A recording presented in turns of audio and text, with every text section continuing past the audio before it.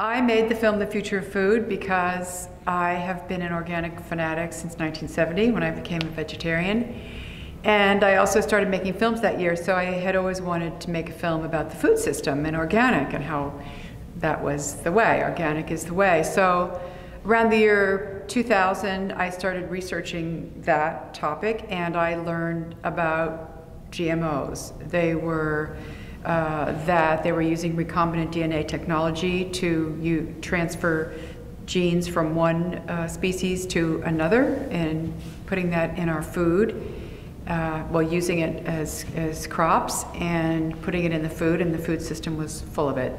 So I was shocked because I'm committed to organic, I live in Northern California, I'm very educated about the food system, and I knew nothing about that. It was totally under the radar in the United States. They knew about it in Europe, and a friend of mine who's an environmental lawyer knew about it, but I didn't, so I was outraged. So instead of making a film about the organic agriculture and the food system, that film really swerved over and became about GMOs to inform people about it because the public didn't know about it. So it was the first film about GMOs. It was the first film about the food system. Back then when it came out in 2004, no one was talking about the food movement or foodies or anything like that.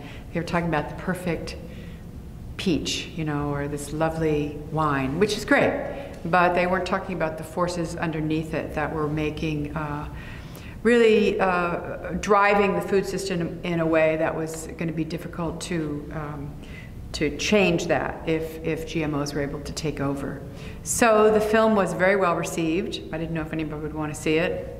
You know, hundreds of thousands of people wanted to see it, and it was very popular. So I spent 4 years taking it around the country and around the world, and it really helped pass. What great story is, before it was even done, they were trying to pass an anti-GMO measure in Mendocino County.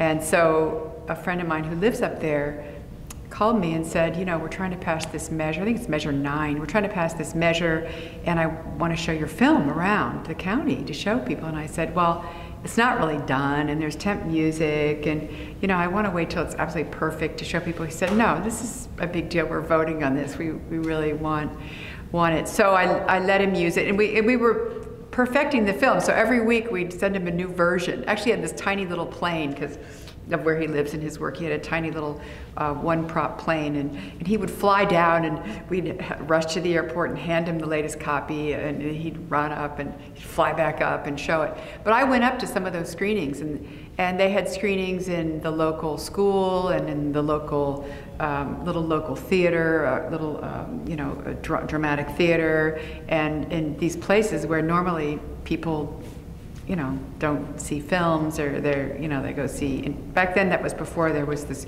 huge wave of political films that there are now. It was very unusual to have an advocacy film like that. They had mainly documentaries were personal stories. There hadn't been this the internet wasn't really that popular back then, so this was very unusual to have a film like that. In fact, my editor, who's an excellent editor, really fine and very accomplished, and has had many, many films, you know, on PBS and, you know, and great festivals and theaters. And I said, well, Viv, we're going to make a film about the food system. And she said, oh no, we can't do that, you know. It has to be personal stories. No one will want to see it, and no festivals will show it, no theaters will book it, you know, and nobody's going to see it because if it's not a personal story. And I said, well, we have to make it everybody's personal story because everybody eats, everybody's involved with the food system. So, so in Mendocino County, when I went to the screenings I went to up there, it was an amazing audience because people were the rooms were packed, and people were absolutely transfixed on the film. They were so seriously watching it because they knew that they had the power to vote. They knew that they were going to vote on something, and this was informing how they voted. So the stakes were very high, and it passed. And it was the first county, the first anywhere in the United States, any place to ban the planting of GMOs. And so it went, there are several counties, including the county I live in, that had banned GMO. There's one county, there's a string of counties down the coast of California that ban the planting of GMOs, except one where it failed several years ago, and that's actually up for vote again this year, so we're hoping that will pass Sonoma County.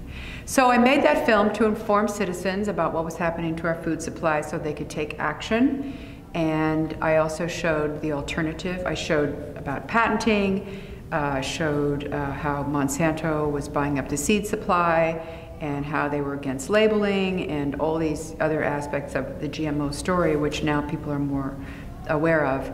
And then the alternative to that, which is local food, CSAs, organic food, you know, planting your own garden, that sort of thing. So it also showed that, and it was has been very, very popular and helped launch the food movement.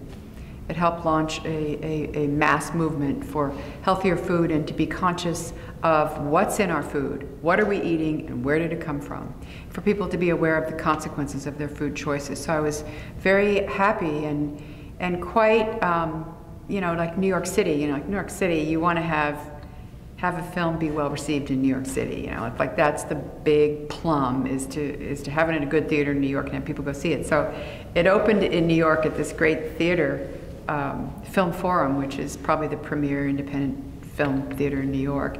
And she booked the film, and I was already selling it to activists because there was all this activism against GMOs, you know, and people were like, this is great, you know, we want it. And I had this special distribution system that I used about how to get it out, and we did it ourselves, and we had a special grassroots version for $100 that we would sell people, and they could buy it, and then they could do whatever they wanted with it. You know, they could charge admission. You know, they could actually make money off it. And so I was the first person to do this grassroots distribution, self-distribution, and my model was taught by probably the best independent film consultant about that at Cannes and Sundance, about how do you get your film out there. And it was also the first film that was sold in all the Whole Foods. So it was very popular.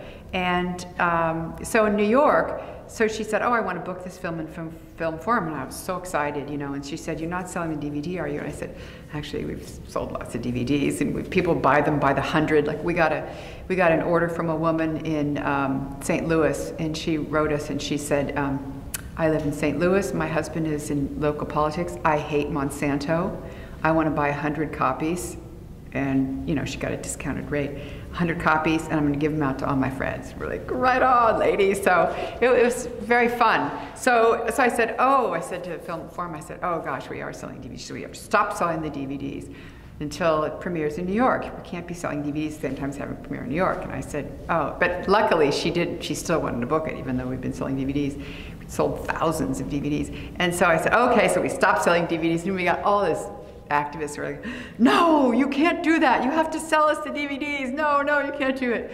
So I called her up and I said, you know, because we had booked it, it was going to be like 4 months away or 5 months away, because you want a bunch of time in filmmaking before you know, so you can prepare for your launch and do advertising and get stuff in magazines. You know, there's like a whole thing you do, and it takes several months, right? And so I called back and I said, is there any way we can move it up, because the activists really want to buy these DVDs? And so we had this bit of good luck that a film that had been booked for like the next month was having trouble with its releases. And so there was a slot that opened up, and she said, oh, we can move it to September. So I had like 5 weeks to get ready for a New York, you know, premiere, which was like, And then it played there for 2 weeks, and then it was so good that IFC, which is the other really good independent film theater in New York, called me up and said, we really want to show this film. It's very popular. And Film Forum had it for, I think they had it for 2 weeks, and we'd like to show it. And I said, great, you know. So they walked over to Film Forum, and you know, it was 35 millimeter at that point. They were films, and got the films, and then they showed it for, I think, 3 or 4 weeks. So it was very popular in New York, which was great, and that was fortunate. So that film did exactly what I wanted it to. It empowered people and communities to take action. And it's shown in many schools now, many universities also included, because it explains how genetic engineering works, that you use pieces of virus and bacteria to take DNA from one species and put it into another. And then you have this virus gene from a virus called the cauliflower mosaic gene, that cauliflower mosaic virus, that promotes the trait, that the trait will be promoted, so that will actually force that to happen. And then also antibiotic marker, which is problematic because that could create resistance to antibiotics in people that actually eat GMOs. So it was, that was before a lot of this research had been done about Roundup, because most GMOs are called Roundup Ready. That means you can spray them with Roundup and they won't die, because a bacteria that's resistant to Roundup has been engineered into every cell of that plant. So basically, GMOs, you spray them with poison and they don't die. And then the other GMO is Bt, which you take a soil bacteria, Bt, that organic farmers spray on their crops if they need to, you know, maybe once a year, not regularly, not every day. And that Bt, or actually a certain version of that Bt, is engineered into every cell of Bt crops, and that they express that poison every single cell. So you're getting a much higher dose of this Bt if you're eating it, rather than if it's being sprayed on your fields, you know, once. So, yeah, now these companies are consolidating and continuing to buy up seed companies. And just today, it's been announced that Bayer actually has bought Monsanto. So we won't have Monsanto to hate anymore. We'll have Bayer to hate. Yeah. Yeah, so then after that, I thought I'd make another film in that same realm, because it's important to me and I'm committed to it and have been for many, many years. And so I started making films in 1970, and that's when I became a vegetarian. So I've been at this for quite some time. So I decided to make a film on soil. So that was very interesting, and it's not just about soil and agriculture, because I think that most people assume that, you know, soil, ag, but actually soil is a vast and mysterious realm, and agriculture is just one part of it. And I think if we perceive soil as, you know, what can we get out of it? What's in it for us? That's not the right question. The way to perceive soil is that we have a relationship with it, and what is our part in creating a healthy relationship. And most people are soil blind, so I wanted to change that and move people towards being soil conscious.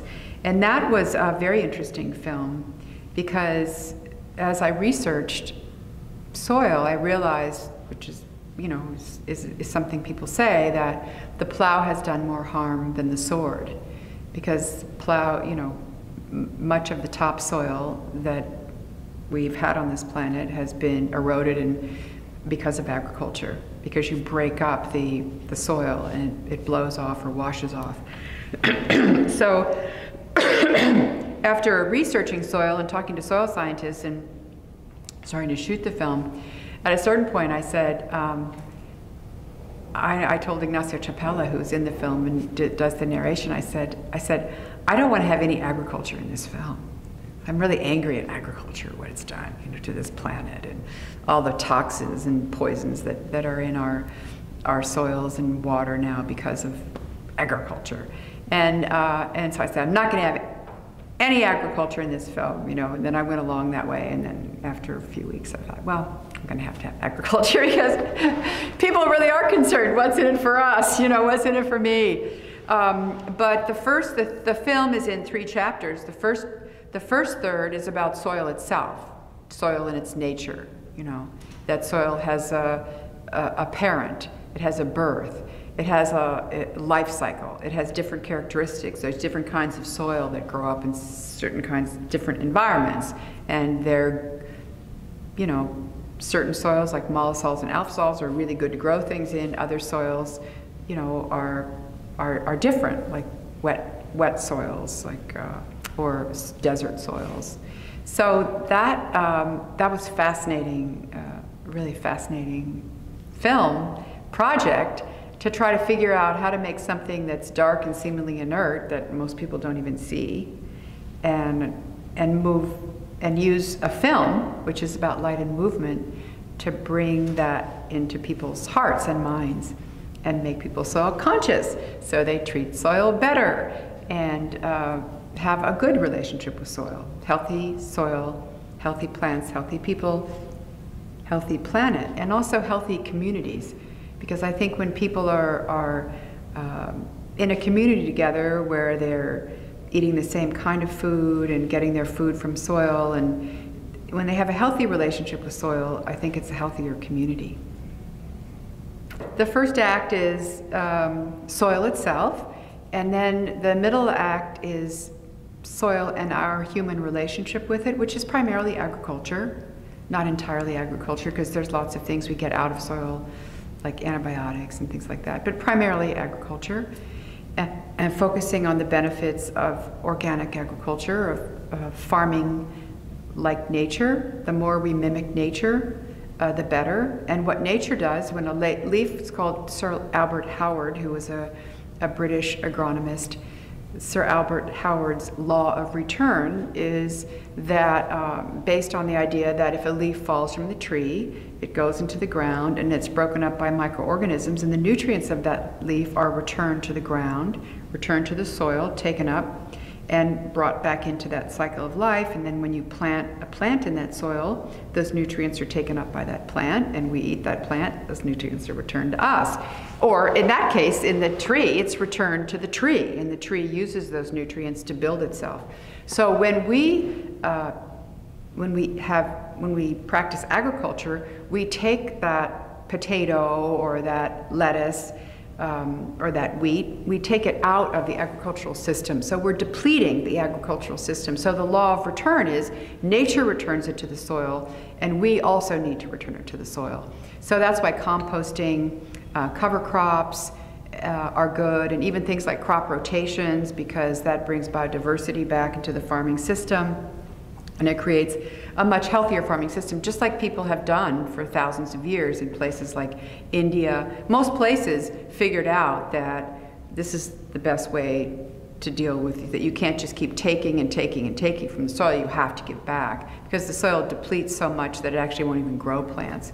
That's what people in the United States, what they did when they moved here is they planted, you know, they basically planted and used up all the nutrients in the soil, and they kept moving west. They moved west, and then they would use that soil up, and they would move west and use that soil up. And so that's not, but Europe is different, because these are fields. I mean, I've been in fields that I knew had been farmed for thousands of years. Places like Italy and England, where you just get this feeling that there's this ancient system that you have been, you know, that you're sort of experiencing.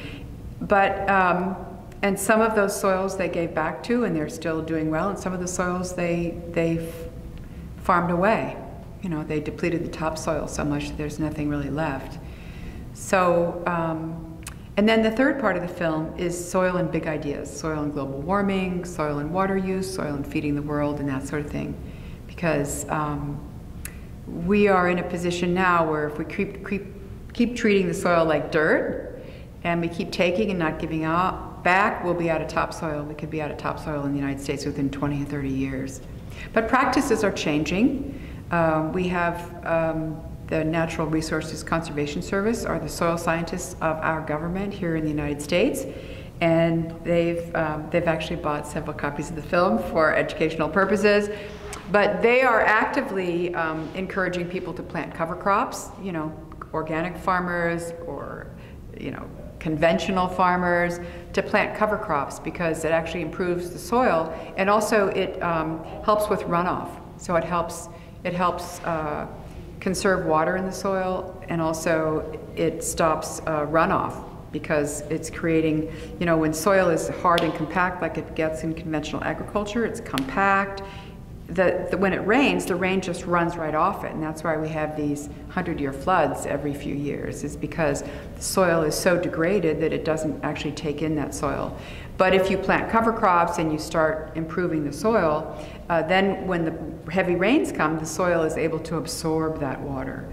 And not only that, but once it absorbs the water, it holds the water. So it helps be kind of a protection against drought. So if it doesn't rain, the plants can go deep into that soil and find the water. The soil is 25% water.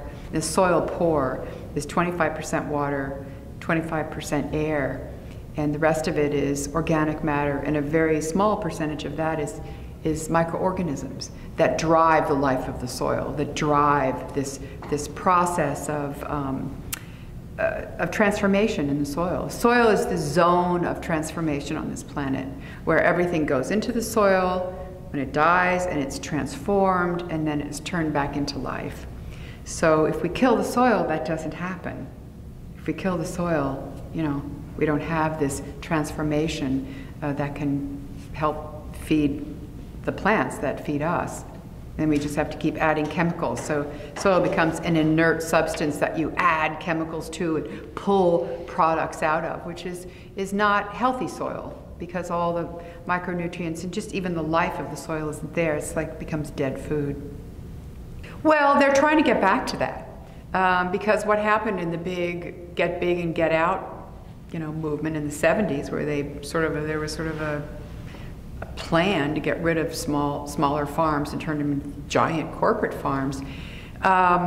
When that happened, and then when the GMO technology came in, because GMO is basically what you do with GMO corn or soy, most of it is for weeding. You know, you spray Roundup on it, and Roundup is glyphosate, which is probably a carcinogen, and there are all kinds of problems with it. They've done tests on it, and it's in everyone's body. Probably if everyone watching this were tested, their urine were tested, they'd probably find glyphosate in it, even if you eat totally organically.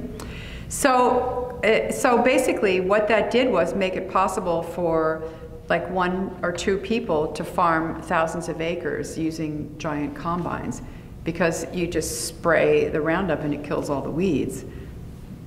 So that changed the system, because you could, and then farmers got into this thing because of subsidies, because they were making a lot of money on this corn, you know, on these commodity crops, that they would just grow the same crop over and over. And corn is extremely destructive to the soil. It uses more pesticides, more fertilizer, more water. It's responsible for the dead zone in the Gulf of Mexico.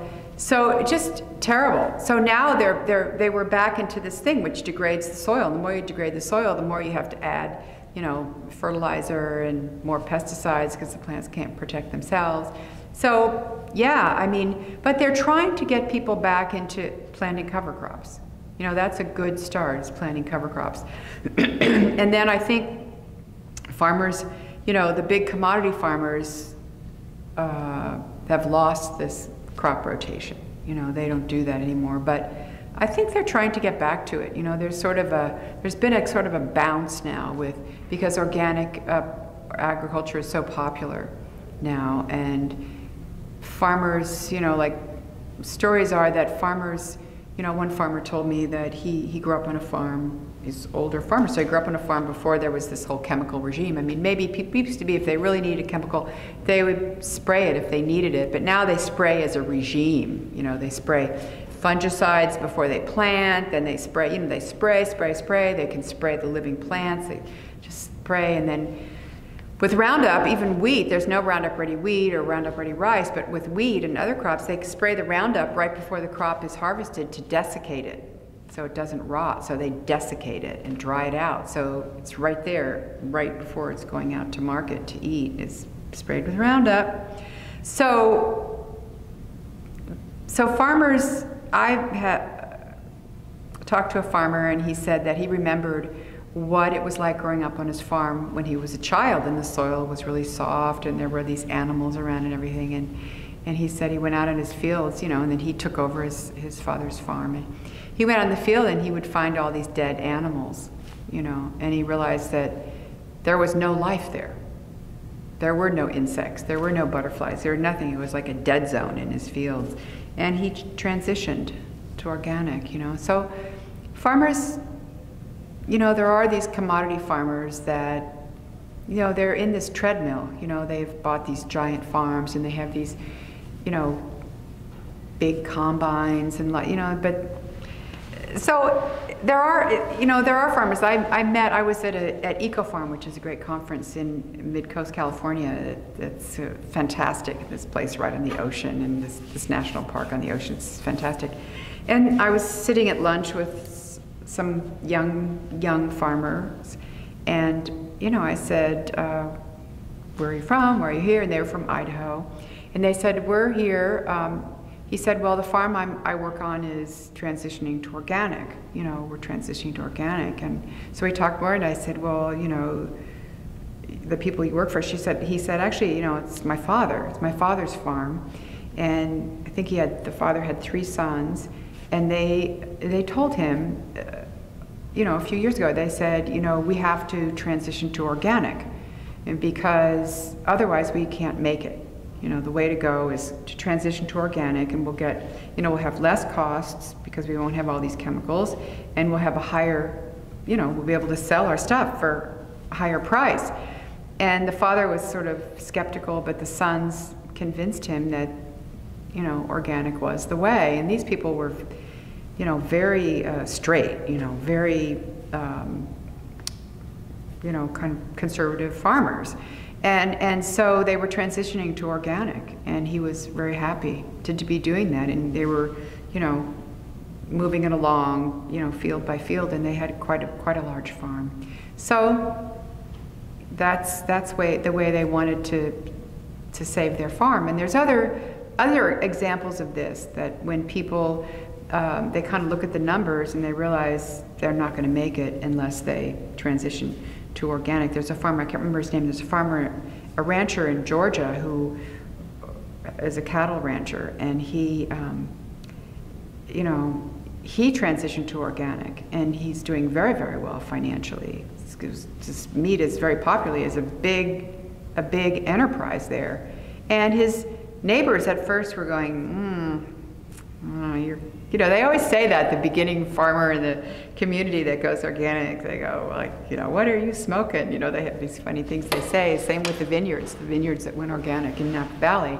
And then they look and they see how it's doing and how beautiful the fields look, and how the premium, they can sell their produce at a premium, and they go, how that looks good, So years ago, there were no cover crops in Napa Valley at the wine. It was like no cover crops. And then the organic farmers started coming in there, and now they all want to have cover crops and use as few chemicals as they can. And so, so I think that you're right. There was a traditional way of farming, of using these techniques of cover crops, crop rotation, using biological, mulch, all kinds of things like that, and laying fallow.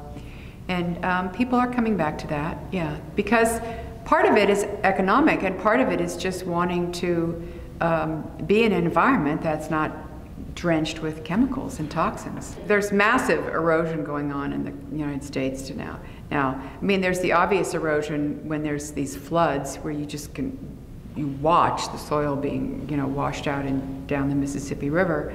And you also see what they call sheet erosion, where you can see the top layer of the soil just gets blown off, like a sheet of soil gets blown off. But during the Dust Bowl, people they didn't really understand what a bad idea it was to plow the prairie, because those grasses have very deep roots and they hold that soil there. So if you take the grasses off and you don't get rain, what happened is they had some good years, so they plowed everything up and planted, and then they had this drought, they had no rain, so the fields dried up, and then they were all, they'd lost that covering of prairie soils, which are the deepest, richest soils. Prairie soil is the deepest, best soil to grow anything in, these mollisols, and it just eroded away, and took the whole topsoil was just coming off, and you've seen pictures of it, these huge drifts.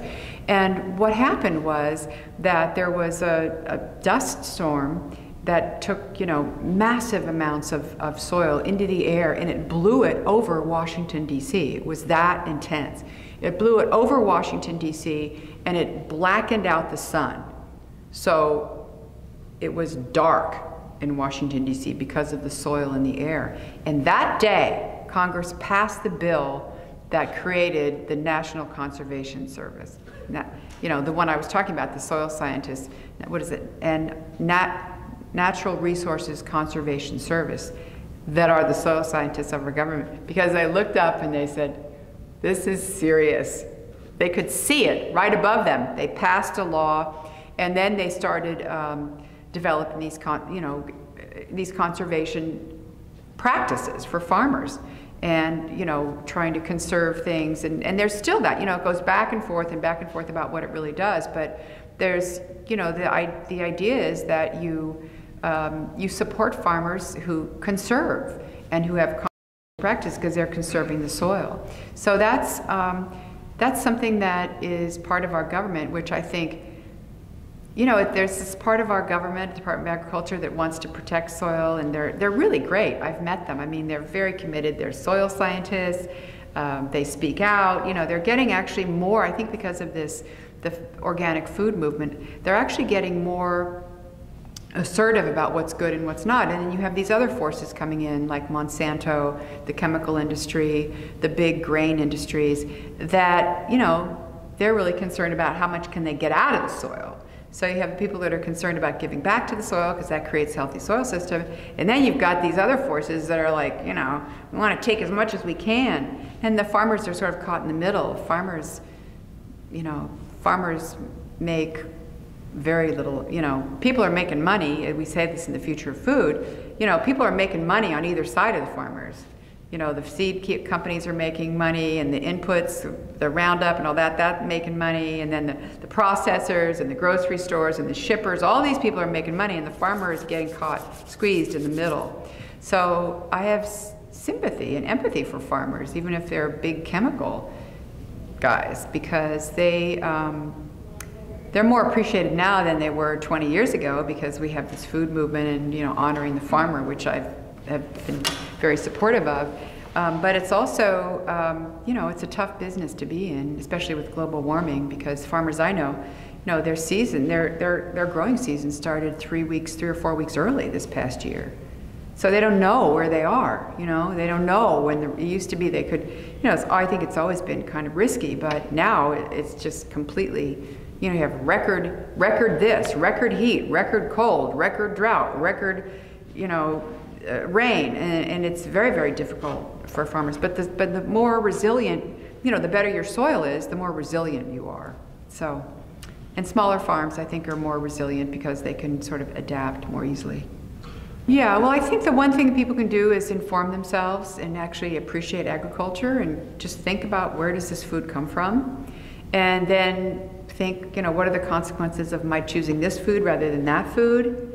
And on my body and on the land and my community. So I think what people should do is eat organically when they can, you know, find organic. And I think if they live in a place, and most places have this now, find a farm to support. You can get this thing called CSA, where they deliver a box of vegetables to you every week, or go to the farmer's market and find a farmer you like, talk to that farmer. Some of those farmers do farm organically, but they're not, you know, they don't have the organic label because they don't really want to go through all the process of doing that, but they do go organically, and you can talk to them and you trust them and you think, well, yeah, this is what I want. I trust that they're growing food in a way that I want to eat it.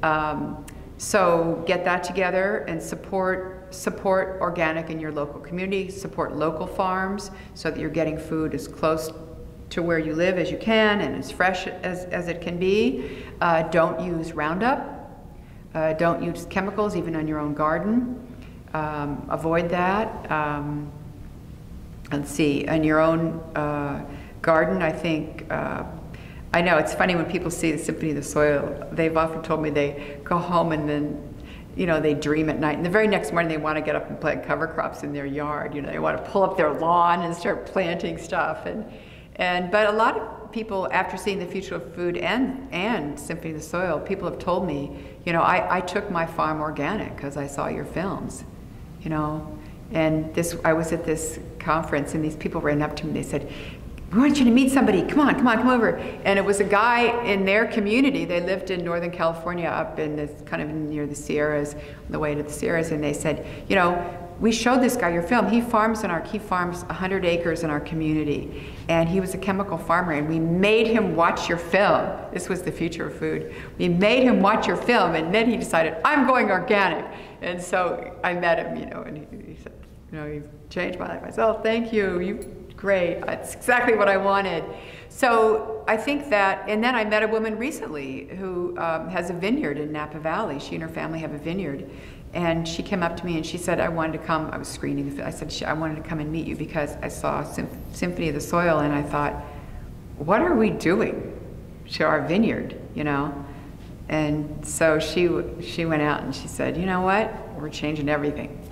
And they took their vineyard organic. So I think that what I do as a filmmaker is I distill this information and bring people, you know, people who know about farming, soil scientists, farmers, people who have these skills and know what they're doing and are generous about sharing it. And I bring that information to people in a way that they can understand it. And I think that, you know, and I think people, you know, absolutely be aware of, you don't want to eat anything with GMOs in it.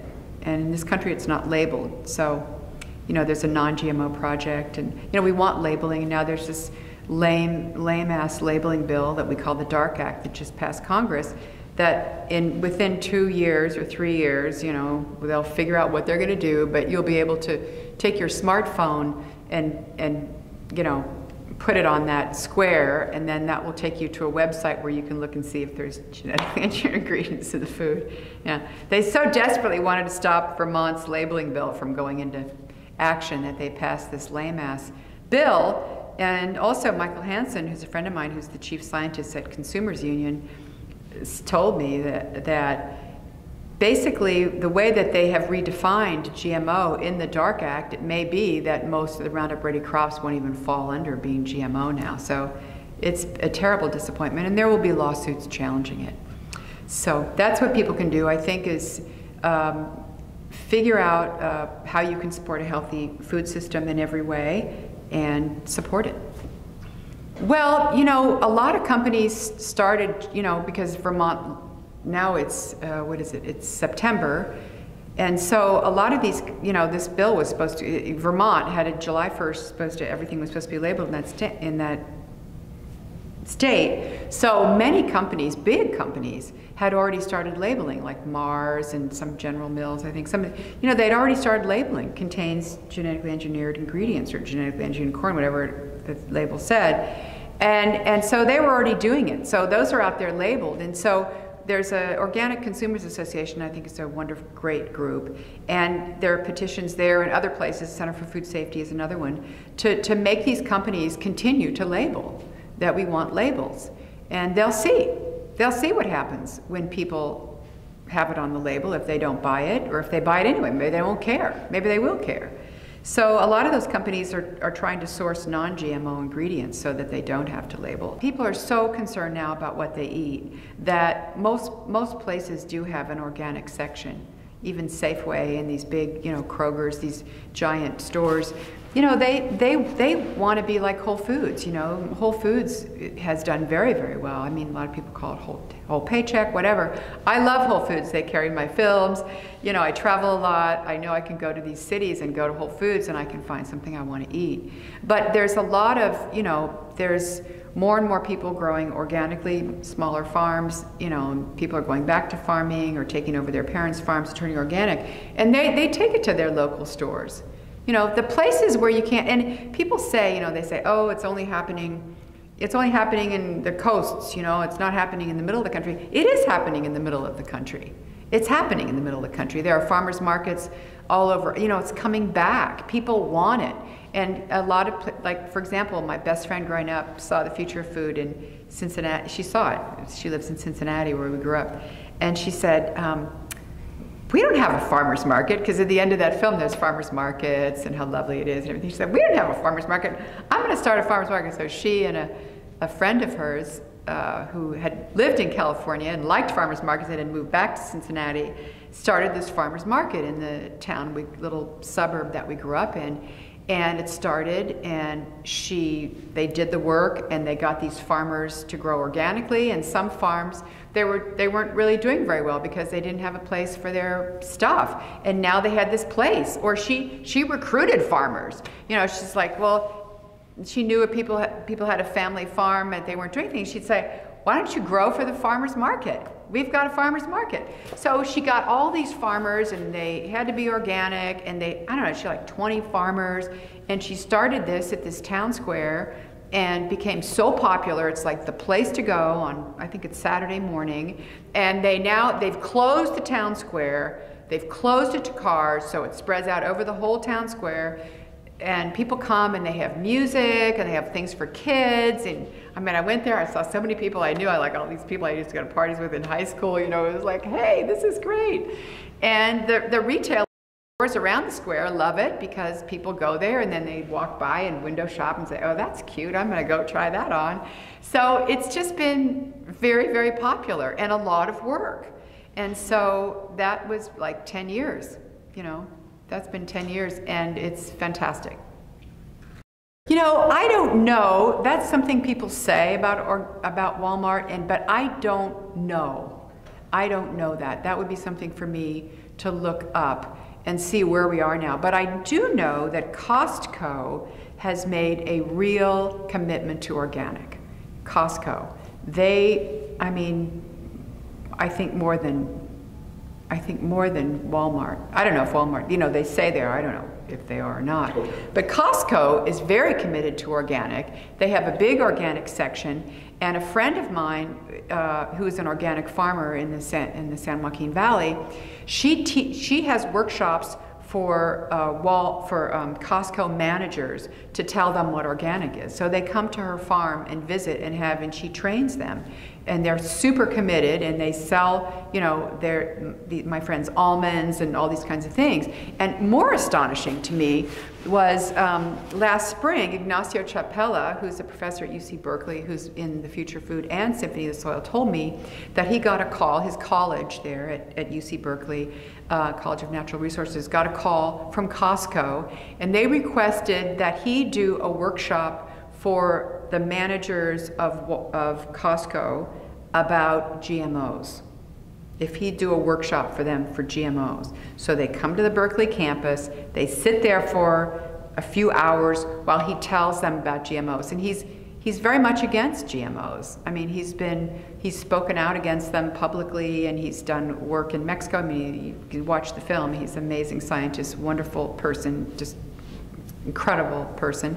He's spoken all over the world and is very committed. And he's actually an excellent professor. I mean, I would love to have had him in college because he makes everything so fascinating. It's like, why are there those lines of trees over there in the distance? And it's like, why? And so, but the fact that he was, and then it worked out so well that he's doing more. The fact that Costco would call someone who's sort of one of the best known anti-GMO professors and activists, I guess, although he considers himself, he's a scientist and he knows the science.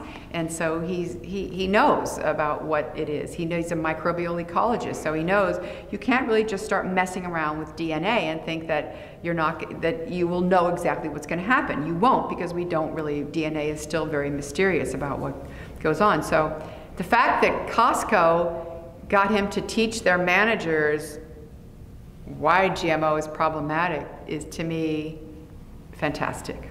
I mean, I just felt really good when I heard that. It was just great. But they're committed, and they want, I don't know if this is true, but I've heard that they want to go organic, you know, whole. I mean, they are already growing organic, but they want to, go all organic. And that's great, because I think I love small farms. You know, I have friends who are farmers on small farms, and Full Belly Farm, that's been in both my films. They farm like, I think it's 500 acres. They're not small. That's a lot. That's a lot of vegetables and fruit to grow. But you know, but then there's industrial organic, you know, that grows big fields like down in the valley. I don't know. I think we need to get the pesticides and chemicals out of our fields and out of our lives. So I'm not against industrial organic.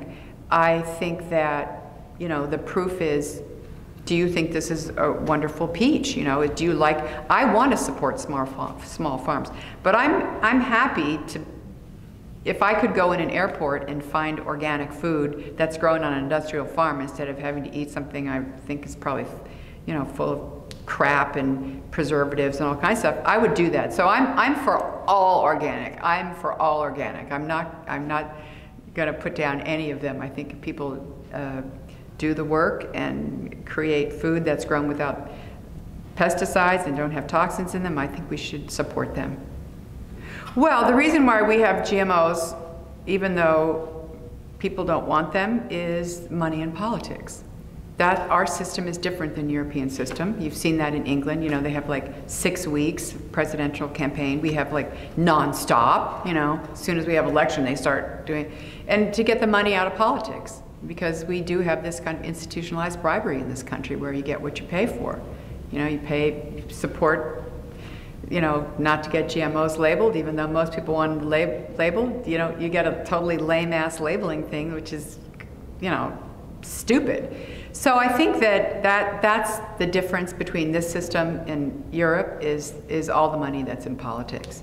So that's a problem, and that has to change, and that would be, there are all kinds of problems because of the money in politics. We all know that now. You know, we know it's basically bought. You know, they bought themselves this you know, this being able to take over agricultural system with these pesticide regimes. So I think that, you know, Europe, they have this thing, they've opted out. You know, most of the countries in the EU have opted out, so they won't grow GMOs there. Some of them do import GMOs in animal feed, but you can't find it. You can't find GMOs. You know, there's just very few. You can import a GMO food to Europe, but nobody buys it, so they don't bother to import it. In fact, you know, cornflakes here are probably made with GMO corn, but they're not made with GMO corn in you know, the same companies ship. You know, they make cornflakes without GMO corn. So, and some countries, some companies in this country have removed GMOs from their food because they know that's what customers want. But I think that, you know, that's the big challenge in this country, is how do people get back their voice, you know, and really be able to change the food system and all kinds of other systems to the way that we want it. And we have these problems in this country, like the Gates Foundation is very aggressively trying to shove GMOs down the world's throat, in Africa's throat, even though they don't want it. And I just don't know why they can't understand that, you know, they're techophiles, you know, they're techies, and we just want the latest. I don't think they understand agriculture. And they want this monoculture, you know, they want to control it. And they say they're helping, but they're not helping. They're not helping. They're not helping farmers, you know, by letting them Monsanto, the whole Monsanto chemical regime come and take over. And a lot of their miracle GMO crops haven't worked out. They don't have a GMO a crop that resists drought. They have non-GMO, I think it's wheat, what is it? Something, corn, that resists drought. And so we can do much better things not using GMOs than if we use GMOs, actually more successful. We don't have a non-GMO drought resistant. We don't have, you know, these things, it hasn't panned out. Golden rice, you know, the golden rice, it doesn't even work. They haven't even had anything they can properly test. So it's, you know, I think that grassroots is very, very important, and the whole food thing now has been very grassroots now for how many years? Not even that long, 15 years, 12 years, you know, it's huge movement towards people wanting to know what's in their food, where did it come from, who grew it, you know, all these young people want to be farmers, there's all these artisan things, and it's happening all over the country. It's not just happening on the coast, it's happening in, you know, everywhere, because I've gone to these places. You know, I've gone to, you know, Minnesota, and I've gone to, you know, and they show my films in these places because they, you know, call us up and we want to show it to our community garden. So all over the place. So, you know, and also the other interesting thing is Symphony of the Soil, which is for, you know, it's basically, it's not only about organic agriculture, but I believe that organic agriculture is healthier for the soil. So naturally, if you're going to understand how soil works, you don't really want to kill it. You know, it's alive. You don't want to kill it with, or deform it with pesticides or too much fertilizer and, you know, all these kinds of things. But it's been, you know, I've sold more. So the way films work is that if you sell it to a school for them to show to classes, you get a premium. You get like $200 or $300 for that because they're going to use it year after year.